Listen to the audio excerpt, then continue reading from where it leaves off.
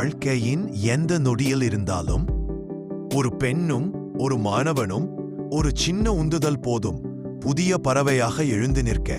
Eagle story. ஒரு கழுகு 60-70 ஆண்டுகள் வாழும். ஆனால் வயது அதிகமானால் அதன் மூக்கு முட்டி போய்விடும். கொத்துகள் நீளமாகி பறக்கவே முடியாது. வேட்டையாட முடியாததால் ஒரு நாள் கழுகு வானத்தை நோக்கி நிற்கிறது. இது என்னுடைய முடிவா? ஒரு முடிவுக்குழா வேண்டும். மாற வேண்டும் என்றால் உன் பழைய பலவீனங்களிலிருந்து விடுபட வேண்டும். Transformation pain. கழுகு ஒரு உயர்ந்த மலைக்கு செல்கிறது. அங்கு ஒரு 30 நாட்கள் தனிமையில் தவம் போல் அது தன் கொத்துக்களை கல்லில் அடித்து உதைக்கிறது. வலியோடு, இரத்தத்தோடு. பின்னர் மூக்கை கல்லில் அடித்து முறிக்கிறது. பழைய இறகுகளை ஒன்றொன்றாக பறிக்கிறது. இந்த வேதனை அதன் மறுபரப்புக்கு வித்தாகிறது. Student life message. மாணவனே, மாணவியே, உனக்கும் இதே நேரம் வரும்.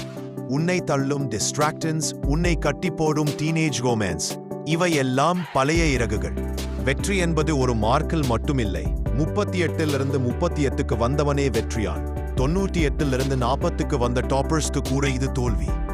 ஆசிரியர்கள் டாப்பர்ஸை மட்டும் நேசிப்பார்கள் என்று யார் சொன்னது? பாதை விட்டு போகும் ஆடுகனை விட்டுவிட்டு காயம் பட்ட ஒரு ஆட்டையே மேய்ப்பவன் மடியில் தூக்குவான்.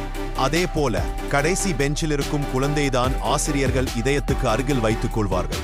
Chit like the eagle. வாழ்க்கை உன்னை உழைக்கத் தொடங்கினால் அதற்கு முன் ஓடாதே. கழுகை போல் உட்கார்ந்திரு. அமைதியாக உள்ளே நடக்கும் போரை கவனித்துப் பார். பழைய பழக்கங்களை நீக்கிவிடு. பழைய தோல்விகளை எரித்துவிடு. அன்பாவனே, நாட்களுக்குப் பிறகு புதிய மூக்கு, புதிய கொத்துகள், புதிய இறகுகள், புதிய சக்தி. கழுகு மீண்டும் பறக்க தயாராகிறது. Final lift off.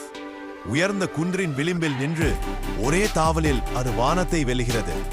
இதுதான் வாழ்க்கை சொல்லும் செய்தி. பின்னே கழுகை போல் இரு, கழுகை போல் பரா.